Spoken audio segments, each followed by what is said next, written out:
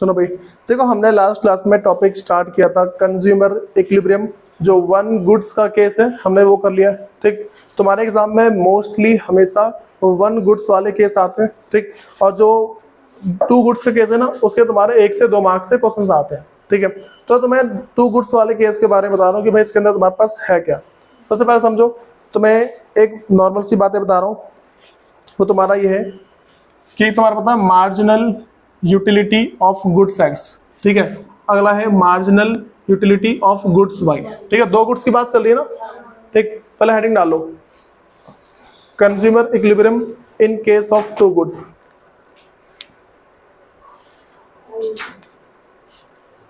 भाई साहब तुम बहुत पीछे हो भी।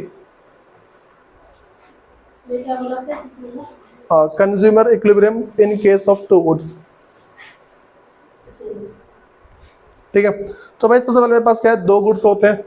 ठीक है, अब ना दोनों का कुछ ना कुछ प्राइस भी होगा, इसको इसके प्राइस से डिवाइड करना है, प्राइस ऑफ गुड्स एक्स और प्राइस ऑफ गुड्स वाई।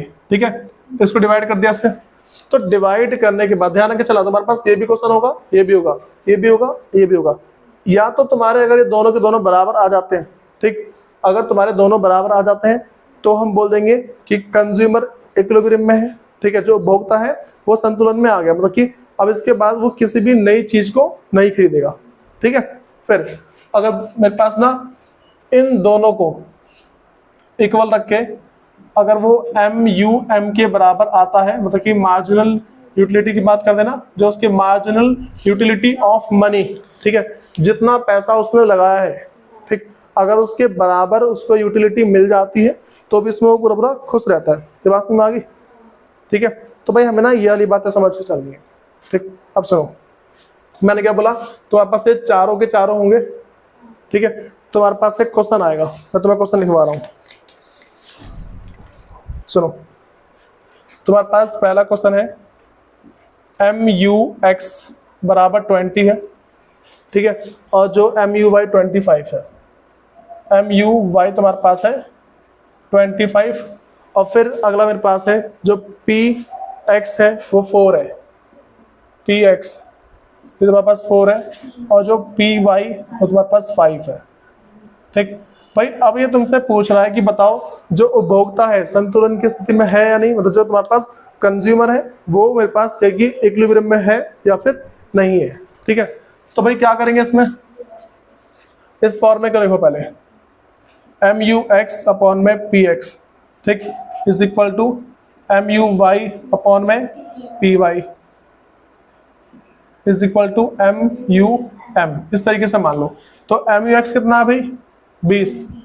ठीक है, और इसको 4 से डिवाइड करो। अब ना इसका बीच का सिंबल बाद में लगाएंगे। ठीक है, ये हमारी कंडीशन है। तो अब मेरे पास अगला क्या है, 25 और 5। ठीक है, तो बताओ मेरे पास दोनों कट के बराबर आ रहेगा, मेरे पास दोनों कट के बराबर आए तो बराबर लगा दिया।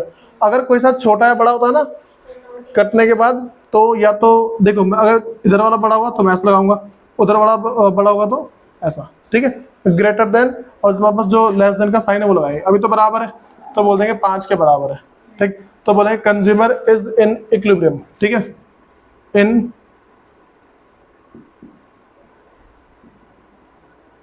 इक्विलिब्रियम। ठीक है, जो कंज्यूमर वो क्या है, इक्विलिब्रियम के पॉइंट पे है। ठीक है, एक तुम्हें अगला क्वेश्चन बता रहा हूं मैं, इसे करना है तुम्हें। अभी मुश्किल से मुश्किल 10 सेकंड का टाइम दूंगा मैं।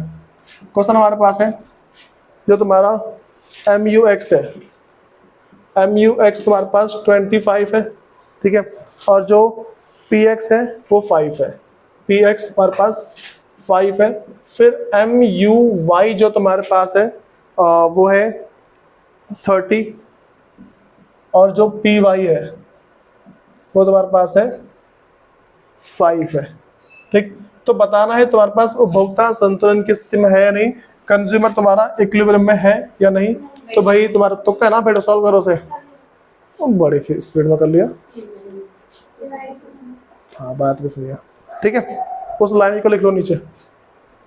हाँ भाई, इसमें दिक्कत तो नहीं है, बस तुम्हें ना ये फॉर्मूला याद होना चाहिए। इसके एमसीक्यू बन के आते हैं, उसके बाद ना हम एक बार ना कुछ बातें देखते हैं इसकी।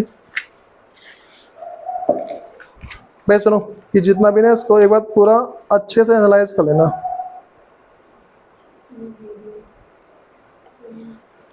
एक सब हेडिंग डाल लो, principle limitation of utility analysis. भाई जो यूटिलिटी एनालिसिस है इसमें कमियां क्या क्या है, ठीक है,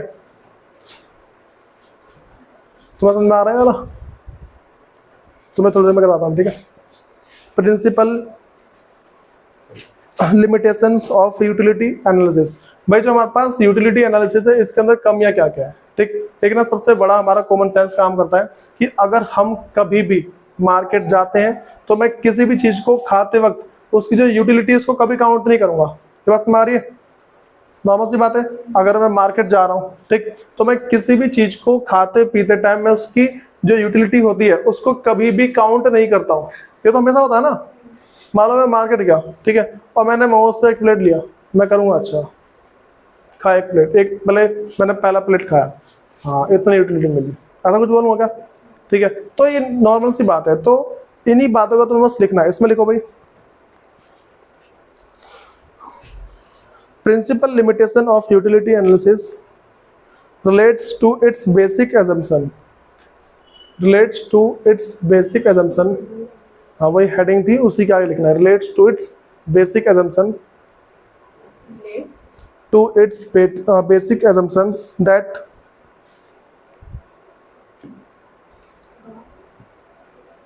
utility can be expressed in terms of cardinal number, utility can be expressed in terms of cardinal number like 1 2 3 and 4,